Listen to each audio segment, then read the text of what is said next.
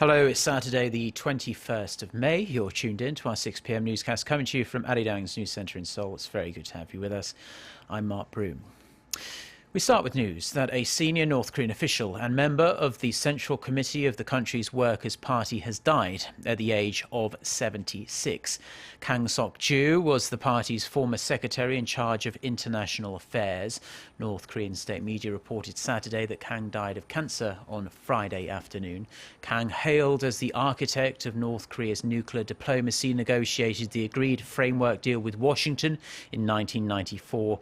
Also known as the Geneva Agreement. The deal called for a freeze on North Korea's nuclear development in exchange for help in building 2 light water reactors and the normalization of relations with the US. The deal would later fall apart in late 2002 when it emerged the North had been secretly enriching uranium. Due to his illness, Kang had not been active in office since August of last year.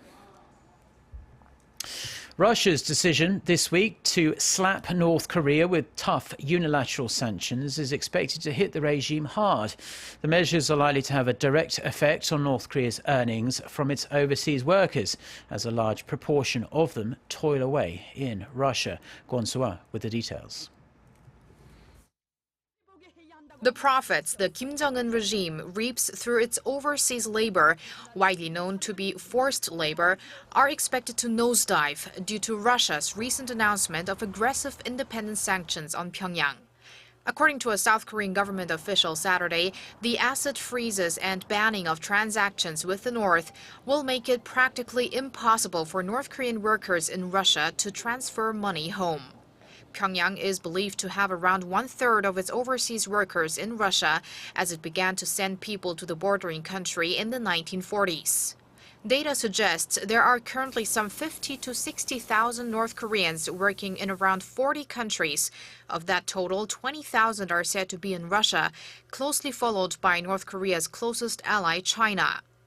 Through the siphoning off of their wages, the workers provide the regime with annual earnings of around $200 to $300 million. This makes them an invaluable source of foreign cash, especially since sanctions for the North's first nuclear test in 2006 began to make things difficult for the regime. And now, with the strongest ever UN Security Council resolution adopted earlier this year, and even the North's closest economic partners showing a stronger will to curb its nuclear program, experts say the regime may soon have no choice but to denuclearize. Russia's new measures follow other tough independent sanctions recently announced by Switzerland and the European Union. Kwon Soo-ah, Arirang News. Donald Trump, the man who has effectively locked up the Republican presidential nomination, appears to have softened his tone on an issue that has caused controversy here in South Korea. Speaking on US network MSNBC on Friday, Trump again insisted Seoul pay more for the stationing costs of US troops in South Korea, but said he would defend the US ally if he becomes president. In his usual style, the billionaire businessman said he would, quote, love, end quote, to continue to defend South Korea as well as Japan. Seoul pays more than $850 million a year for the roughly 28,000 American troops stationed here. Trump also clarified his recent remarks in which he said he would talk to North Korean leader Kim Jong-un. He said he would meet with Kim, but not in North Korea. South Korea and Uzbekistan have agreed to boost bilateral ties with an eye on eventually becoming strategic partners.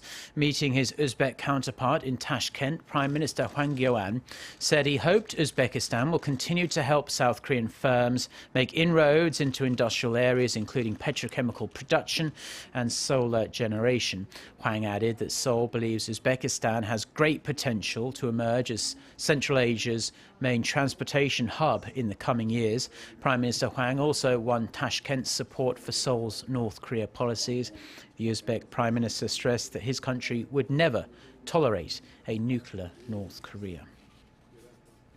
Egyptian officials are investigating reports that smoke detectors went off on the EgyptAir flight shortly before it vanished over the Mediterranean Sea on Thursday.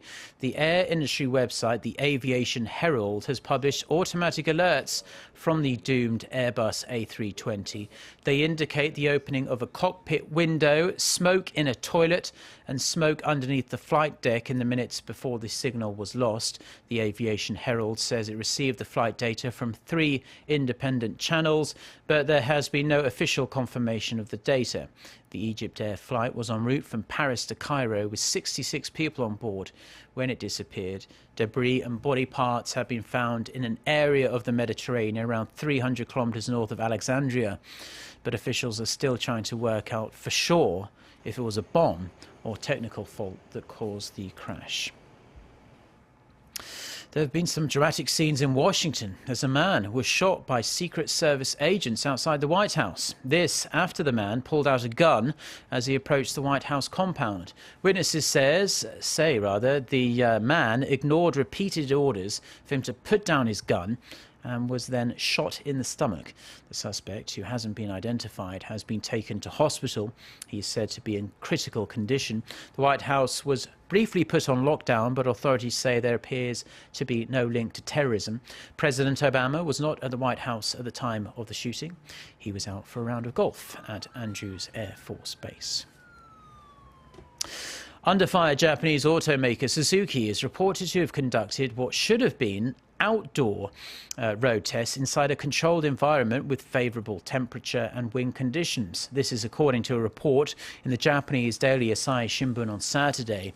Under Japanese law, certain emissions and mileage tests have to be conducted outside. Suzuki has apologised for the improper tests but denies it illegally falsified mileage numbers. The automaker says the issue does not affect Suzuki models sold outside of Japan. Suzuki is the third Japanese car maker to be embroiled in an emission test scandal in recent weeks, following Mitsubishi and Nissan. Now, people who have been through traumatic experiences like natural disasters, fires or wars tend to suffer from long-term psychological issues. Now, researchers think they found a way to potentially delete bad memories and enhance good ones. Park Se-young has the details. The remnants of a traumatic fire are not only left at the scene, they also remain in the memories of the survivors. In fact, trauma victims can suffer from the psychological pain of an emotionally charged experience long after the event has passed. But now, researchers at Stony Brook University in New York have found a way to potentially strengthen or even erase particular memories. To do that, the team manipulated acetylcholine, a neurotransmitter in the brain that acts as a mechanism for signaling involved in memory. Using a fear-based model in mice, the researchers found that increased acetylcholine release in the amygdala during formation of a traumatic memory made the memory last more than twice as long as normal.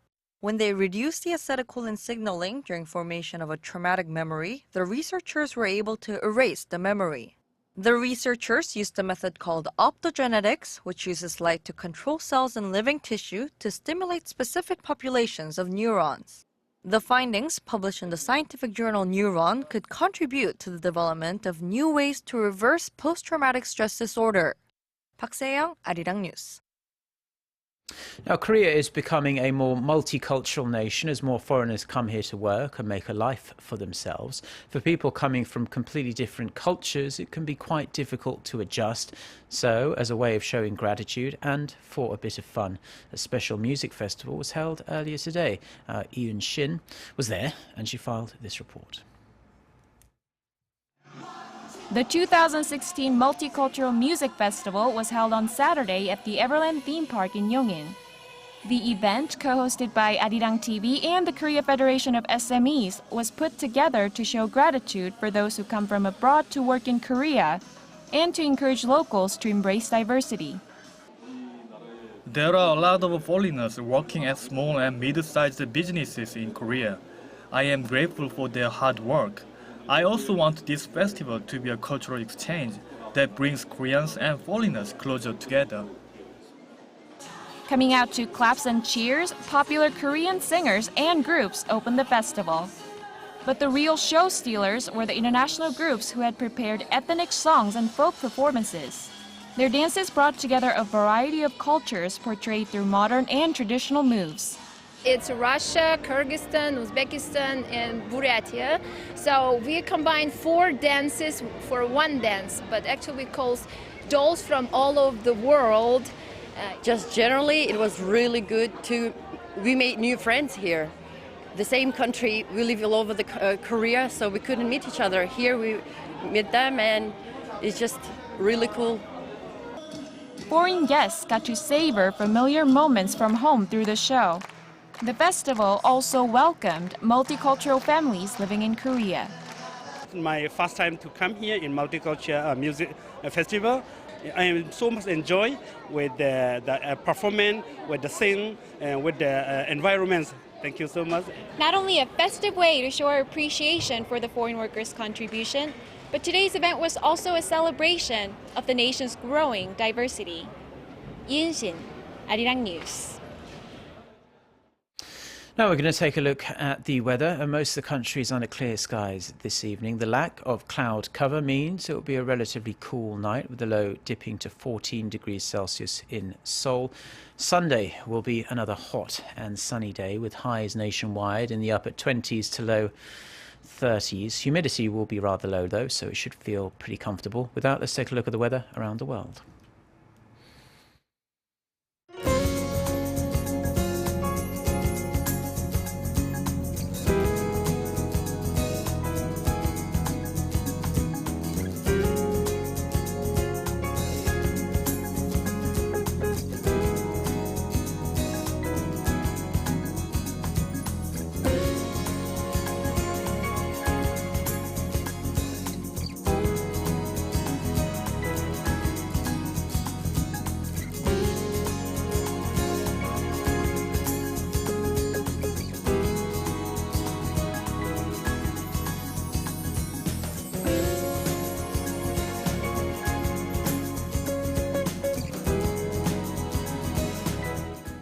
Well, that's all we have for now. Do enjoy the rest of your Saturday wherever you're watching us, and stay tuned to Arirang TV. We'll be back. Our next newscast is coming up at 10 p.m. Korea time. So until then, goodbye.